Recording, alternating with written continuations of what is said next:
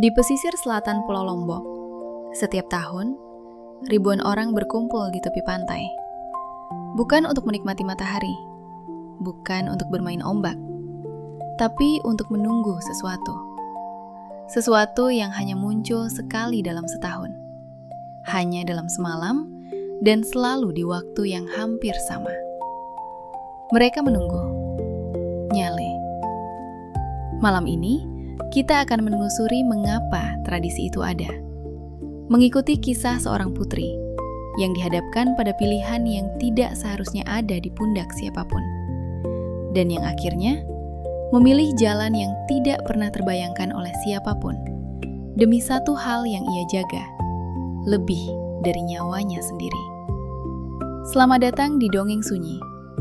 Duduklah, tenangkan pikiranmu, dan biarkan cerita ini menemanimu.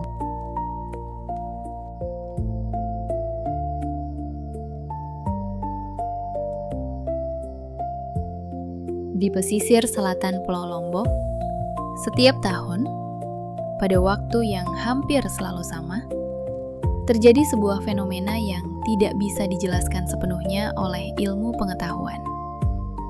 Ribuan cacing laut berwarna-warni muncul dari dasar laut dan naik ke permukaan hanya dalam semalam.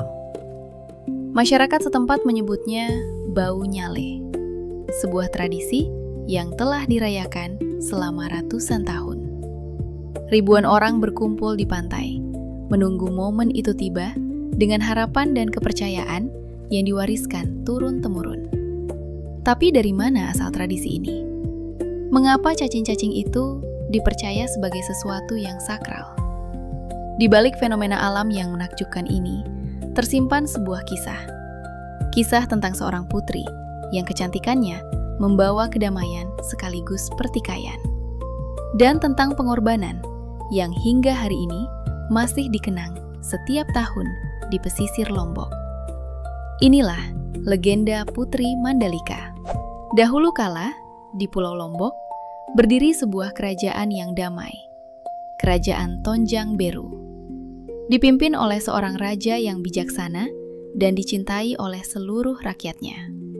Raja itu memiliki seorang putri yang kecantikannya tersohor hingga ke seluruh penjuru pulau. Namanya Mandalika.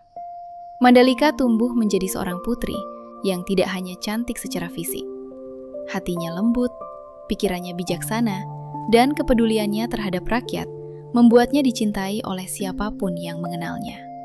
Ia sering turun ke desa-desa, berbincang dengan para petani, membantu mereka yang kesulitan, tanpa pernah merasa dirinya lebih tinggi dari rakyat biasa. Dan justru karena sifatnya itu, kecantikan Mandalika terasa semakin sempurna di mata siapapun yang melihatnya. Berita tentang kecantikan dan kebaikan hati Putri Mandalika menyebar dengan cepat, hingga ke kerajaan-kerajaan tetangga. Dan satu persatu, para pangeran dari berbagai penjuru pulau datang untuk meminangnya. Pangeran pertama datang dari kerajaan di sebelah timur. Tubuhnya gagah, membawa pasukan yang besar, dan hadiah-hadiah mewah yang jarang dilihat oleh rakyat Tonjang Beru. Pangeran kedua datang dari kerajaan di sebelah barat. Kekuatannya terkenal, keberaniannya tidak diragukan, dan ia membawa permintaan yang disampaikan dengan penuh keyakinan. Pangeran ketiga, pangeran keempat, dan seterusnya. Satu persatu mereka datang, masing-masing membawa keyakinan bahwa merekalah yang paling pantas untuk mempersunting Putri Mandalika. Tapi semakin banyak pangeran yang datang, semakin besar pula ketegangan yang muncul di antara mereka. Masing-masing pangeran merasa dirinya yang paling layak. Masing-masing kerajaan mulai memperlihatkan kekuatannya sebagai bentuk ancaman tersembunyi kepada kerajaan lain.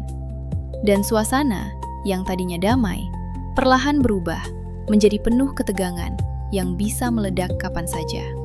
Mandalika menyaksikan semua itu dengan hati yang semakin berat.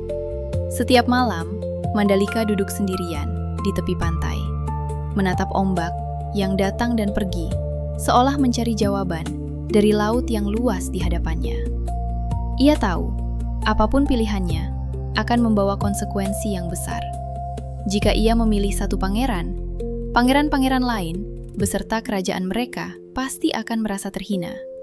Dan rasa terhina itu bisa berubah menjadi peperangan. Peperangan yang akan menumpahkan darah rakyatnya. Rakyat yang selama ini ia cintai dan jaga dengan sepenuh hati. Mandalika tidak bisa membiarkan hal itu terjadi. Tidak karena dirinya. Malam demi malam, ia merenung. Mencari jalan keluar yang tidak melibatkan air mata dari siapapun yang ia cintai.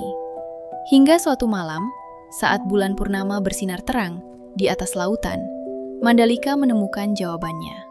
Ia mengundang seluruh pangeran, beserta rakyatnya, untuk berkumpul di sebuah tebing yang menghadap langsung ke lautan. Tebing seger namanya.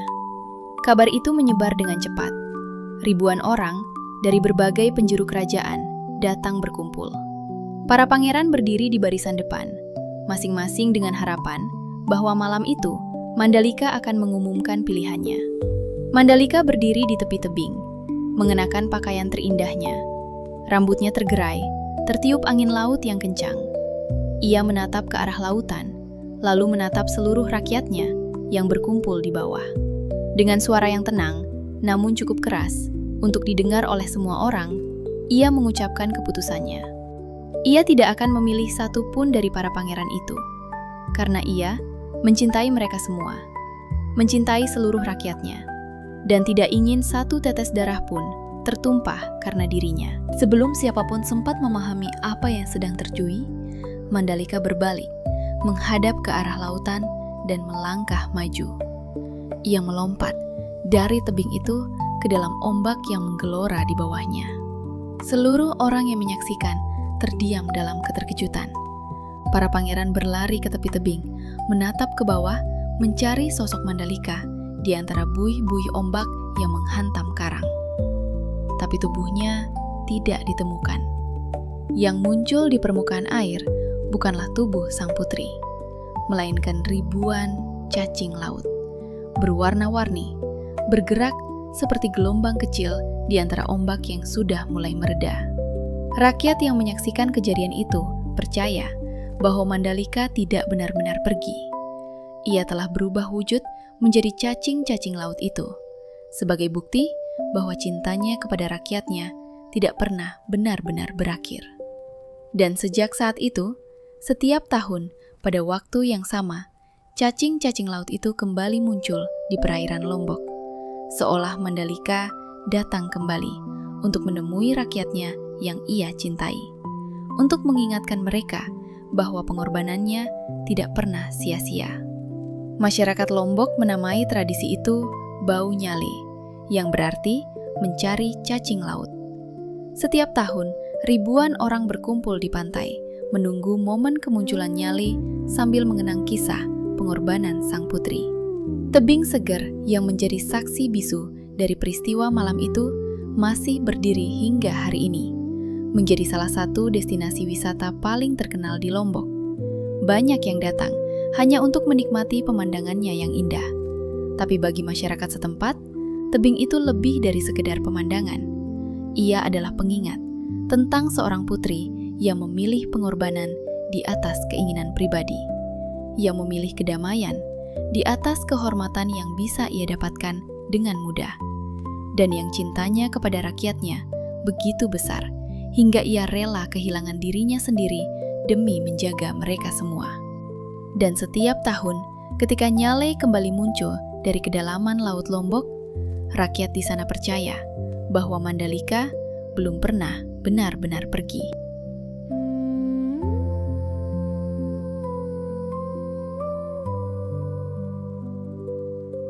Kisah Putri Mandalika mengajarkan kita bahwa cinta yang sesungguhnya tidak selalu tentang memiliki.